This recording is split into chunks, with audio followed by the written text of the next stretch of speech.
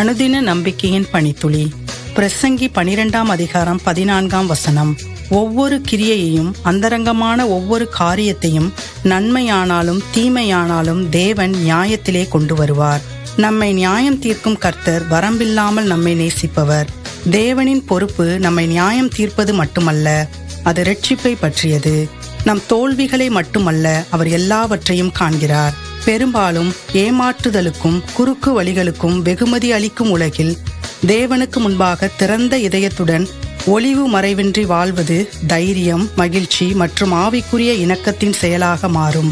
அவரது நியாய தீர்ப்பு நேர்மையை கற்பித்து நம் குணத்தை வடிவமைக்கிறது.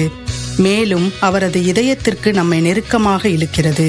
நம்மை முழுமையாக அறிந்து நம்மில் மகிழ்ச்சி அடையும் கர்த்தரின் வெளிச்சத்தில் என்றும் நடங்கள். ஜெபிப்போம். அன்புள்ள ஆண்டவரே, உமது பரிபூர்ண தீர்ப்பில் மகிழ்ச்சியை காண எங்களுக்கு உதவும்.